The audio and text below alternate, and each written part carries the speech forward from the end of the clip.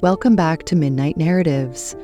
I'm your small-town Aussie host, and tonight we're heading to Killarney, a quiet seaside stretch in western Victoria. The beaches here look peaceful today, but this coastline hides a past filled with wreckage, betrayal, and bloodshed. On the surface, Killarney is a farming district with fishing boats on the horizon and kids building sandcastles by the shore. But when you dig into its history, you find something else entirely. Ghost stories born from real tragedies, crimes that were never solved, and wounds in the land that still whisper to anyone who cares to listen. Tonight we're diving into 6 long, unsettling tales from Killarney and the surrounding towns. Story 1. The Shipwrecks of Killarney Beach. A stretch of coastline near Killarney is deceptively beautiful. Low dunes roll down to wide sand, and out beyond the breakers lies a patch of reef that has been destroying ships for nearly 2 centuries. In the mid-19th century, trade along the shipwreck coast was thriving. Timber, grain, and supplies were ferried back and forth by schooners and brigs. But every mariner knew this stretch could turn from calm to chaos in a heartbeat. One infamous storm struck in the winter of 1856. A cargo vessel carrying timber bound for Melbourne tried to ride out the gale, but smashed against the reef in sight of the beach.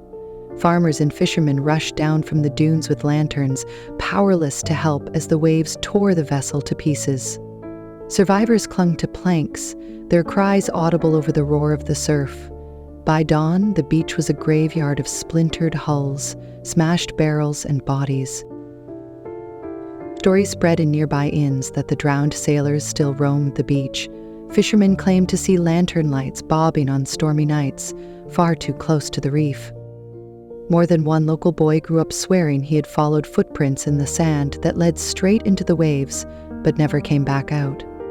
To this day, divers exploring wrecks off Killarney Beach describe a sense of being watched, as though the lost crews still keep guard over the sea that claimed them. Story 2. The Murder at Tower Hill. Tower Hill, just a short ride from Killarney, looks like paradise now. It's a volcanic crater filled with wetlands and birds, a place families picnic and walkers roam. But in the late 1870s, it had a darker reputation. Back then, the bush was thicker and the trails were lonely. A drover traveling through was last seen near Tower Hill with his cattle. When neither he nor his stock arrived at their destination, suspicion immediately spread. After weeks of searching, his body was found in a hollow at the base of the crater. His skull was shattered, his money gone, and his cattle scattered. Newspapers hinted at bushrangers, others whispered it was no robbery but a feud gone wrong. The murder unsettled the district. Farmers who camped near Tower Hill claimed to hear screams echoing through the night. Campfires burned low as men spoke of a ghostly drover wandering the tracks, lantern in hand. Local indigenous groups had long called the crater sacred ground, warning that the place had its own spirit. After the killing, settlers began to avoid camping there altogether. Even in modern times, walkers say the tracks can feel unnervingly silent, the reeds whispering as though something still lingers where the drover fell. Story 3. The Poisoning at Port Fairy. Port Fairy, only minutes east of Killarney, is known today for festivals and fishing boats, but in the 1880s it became the stage for a slow and sinister crime. A well-off townsman, let's call him Mr. C, fell gravely ill over the course of several months. At first, his neighbors thought it was simply bad luck, but the decline was steady and unmistakable. He wasted away in his own home, and rumors began to swirl. Doctors discovered his system contained arsenic, the same substance most households use to kill rats and insects. Suspicion turned toward his wife, who had recently inherited a sum of money and was known to be distant with her husband.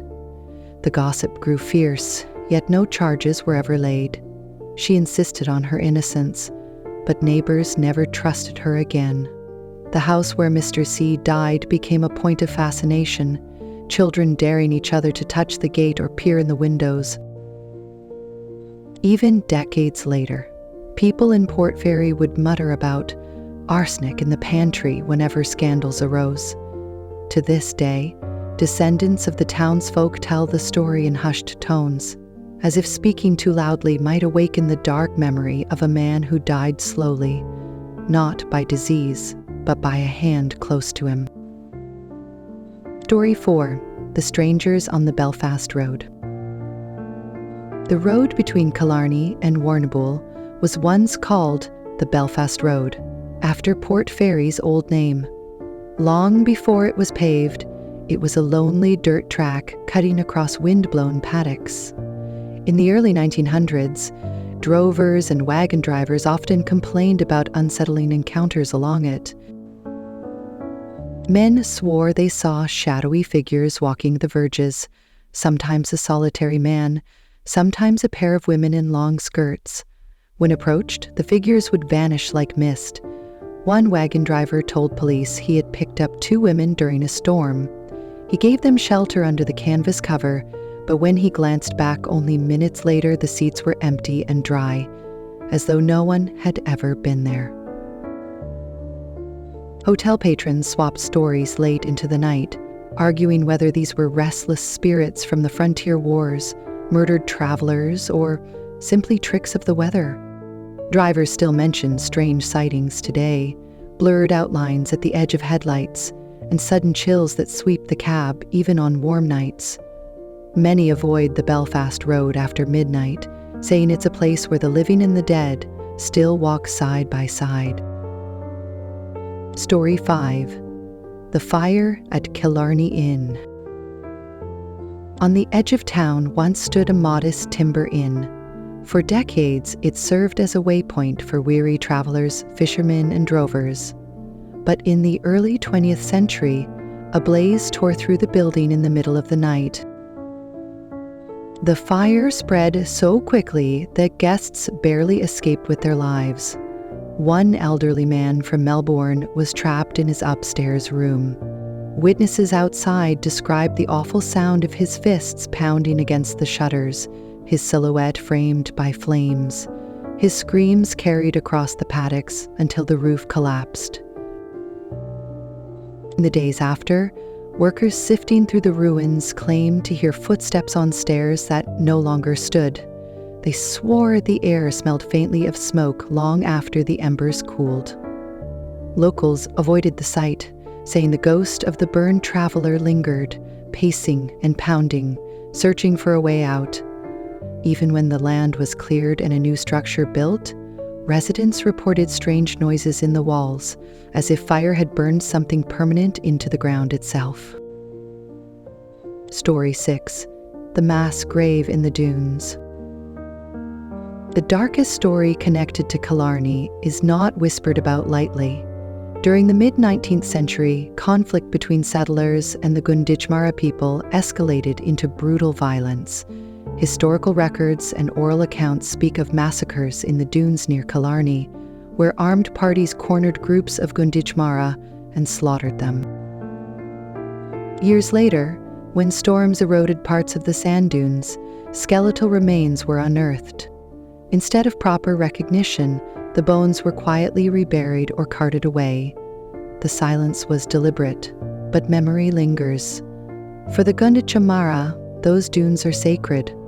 For locals aware of the history, the place feels heavy, the air thick with unspoken grief. Visitors today often remark on an eerie stillness in the dunes. Birds fall silent, waves seem muffled. Some say they feel watched, as though unseen eyes rise from the sand. Others describe the sensation of walking across ground that seems to resist each step. The dunes of Killarney are not just pretty, they are a burial ground, and the land itself seems unwilling to let anyone forget. That concludes tonight's journey through Killarney's darker history. From shipwrecks and murders to poisonings, phantom figures, devastating fires, and massacres in the dunes, This seemingly quiet stretch of Western Victoria carries scars deeper than the ocean swells. If you found tonight's stories chilling, don't forget to like, subscribe, and join me next time for more Midnight Narratives, where the past is never really gone and history still breathes in the shadows.